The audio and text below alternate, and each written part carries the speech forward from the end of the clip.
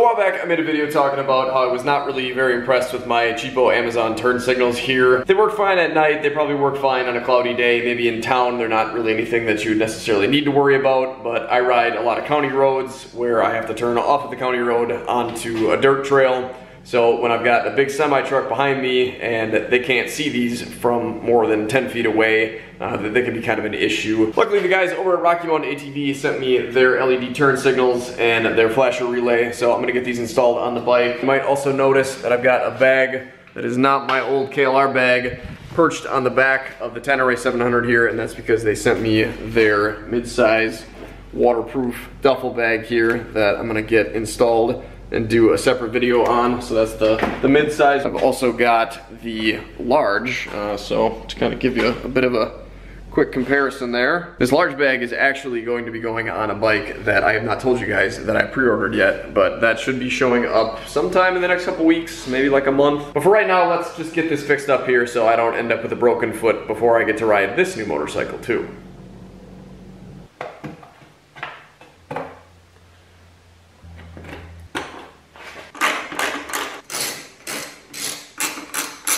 And once those are removed, this just kind of lifts up like that. And you gotta remember that you do have some wires attached in here. And you just gotta unplug that plug right here. So because I already had aftermarket lights on here, I've got this nice little pigtail that will just plug into the plug on the bike.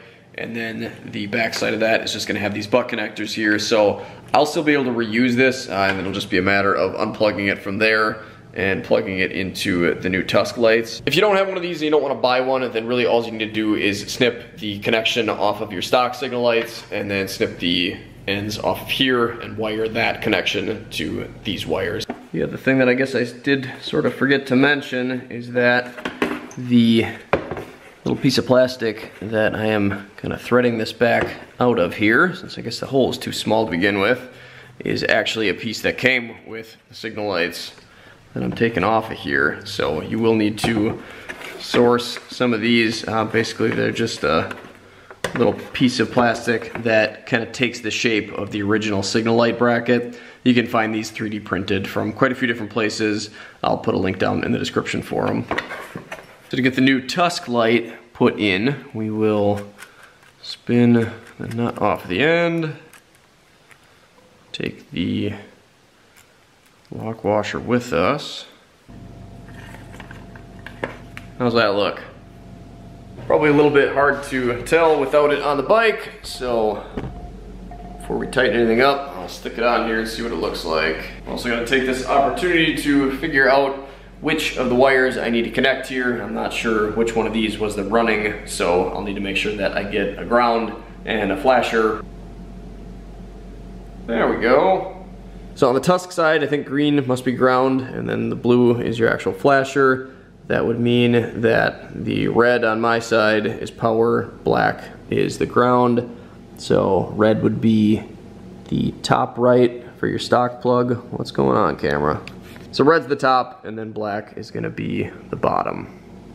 So you just need to wire your stock wires that you snipped off of your signal light to the corresponding colors here then. So because this yellow wire that's coming out of my aftermarket harness is gonna be live and I'm not gonna be using it, I'll just have to wrap some electrical tape around it to make sure that it doesn't contact anything. I think it looks like that needs to come up just a tad. And once I'm happy with that, all I'll have to do is pop this panel back off and snug that nut on the back side of this up. I think that is probably about where I'm gonna leave it. We'll turn this thing on and see what they look like. Yeah, way more of a flash coming off the Tusks. I like those a heck of a lot better. They actually kind of rival the glow of the auxiliary lights down there, and that flash is very evident in the camera and probably even more so in real life actually. They're just so much brighter of an LED. You get a little bit more of a bright flash in the eye right from directly in front of them, but still from the side I think it's much brighter than this one ever would be. As far as the build quality of them go, I mean, they don't look like $100 lights, and I mean, that's probably because they are not. I think they're maybe just about as good What's going on there? Maybe just a little bit of built-in flex that's supposed to be there, I guess. They also seem like they maybe turn a little bit inside of the grommet. But I would definitely not say that they look like a poor quality at all. Obviously, the LEDs that are used in them are really nice and bright and seem like they work good in the first 5 minutes here. I guess we'll just have to see how they do out on the trail once they get some dust and water on them. I ordered myself a set for the rear. I'm gonna get those installed. I also dug out my stock tail light so we can do a brightness comparison. So the first thing I'm gonna do is pull my rack off of here. So depending on your setup, you might still have to pull these off. I would have originally had one here, but since my rack uses that hole, I didn't. Got one of these on each side. Gonna be a T40. We need those pulled to get the rear plastic off. We'll get the seat out of here. So I'm gonna have to pull these out. If you're smarter than I am, you probably already did the seat hack or you've got a one-piece seat, but I'm gonna pull these off. Those out of the way, it just slides back. Oh, that's why my tool bag has been so noisy. It's not in its pouch anymore, it's just laying there. Next thing I gotta do is pull all of these fasteners out here. There's also a couple on the bottom side. There, and there. So I've got all the fasteners removed on the back. I've got the fasteners removed on the side panel here. And one thing to note on the side panel is that the black screw is the one that goes in the hole up here. To remove this panel without breaking anything, you gotta pull the back side off, tilt it up like that, and then there'll be a little pin right there that is stuck in a rubber isolator that is shaped like that, which is why you need to have it turned at an angle so it can come out of the sort of oblong hole that it's in. With that panel removed, in order to get the back off here, you still have this little pop rivet style fastener here that you need to pop the center in on, and then it will pull out like that. And with that all removed, I think this is just kind of stuck onto a few points. You kind of got to be careful so you don't bust anything. It likes to get caught up there, but otherwise you can pretty much just lift it off like so. Now we've got access to my mess of wires down here. If you're looking to flash your ECU, that's right here. I've got a video where I sent this out to Two Wheel Dyno Works and got that done along with all the other performance upgrade stuff that I did. So my wires are running kind of all into here and then underneath the tail light. I'm not sure that I'm going to be able to fish those out without pulling this off. From the other side, you've got this big box, then you've got the middle one here, and then this other smaller one. Your middle one is your flasher relay. That's just kind of on a little tab there on a rubber isolated loop. So you just kind of have to pull that up and out like that. And then that's just got the plug on the back side of it, so I'll be switching that out for this guy. I'm not really sure what I'm going to do about mounting this to that bracket. So what I ended up doing here does look a little bit goofy, but basically I just pulled this little rubber isolator deal off of the factory flasher relay. It just kind of slid over the top of that. Then I just zip tied that to the back of here. I've got it nice and tight so it shouldn't go anywhere, and then I can just kind of slip this over that factory spot there. Should be isolated, should be secure. There we are. Better than new. So this looks like a bit of a mess back here, but it's really pretty simple. You can ignore the red wire. That was for the brake sequence that the old signal lights did. So that'll just get disconnected. What you need to worry about are these plugs here. And we've got one side and then the other. We can figure that out real quick by flipping the key on. Turn on our flashers. And then whichever one turns off when I unplug the first one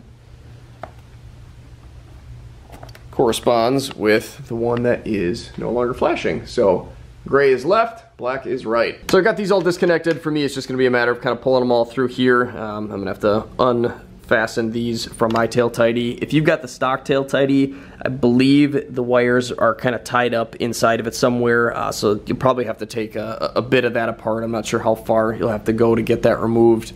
But once that's pulled out, you'll just rerun your wires in the same way. All right, so this looks a little bit goofy, but this will be our test setup. We've got this one wired in, got this wired in. You can just kind of ignore this. We'll flip the lights on and see what they do.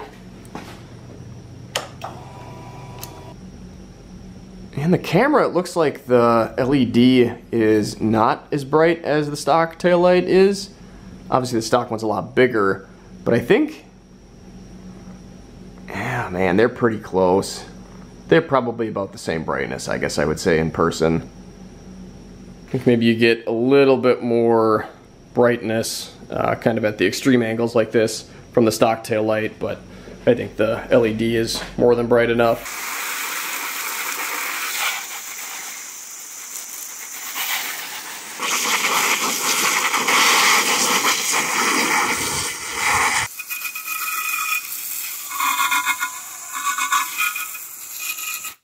It looks like these are all still in pretty good shape up here. A little bit of condensation on the outside.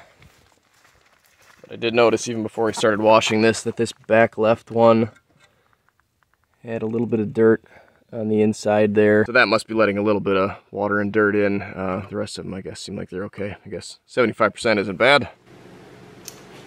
I'm really happy with them. Big thanks to Rocky Mountain ATV MC for sending these out. I really appreciate that. I'm gonna get on that bag, I promise. If you guys are new to the channel and you haven't seen videos from me before, you'd like to see more, then click the Swanky Cat logo here. If you want to see more videos every weekend, click the bell after subscribe so it lets you know anytime that I put a video out. If you guys have any comments or questions, leave them down in the comment box below. If you want to see some more videos, check them out here.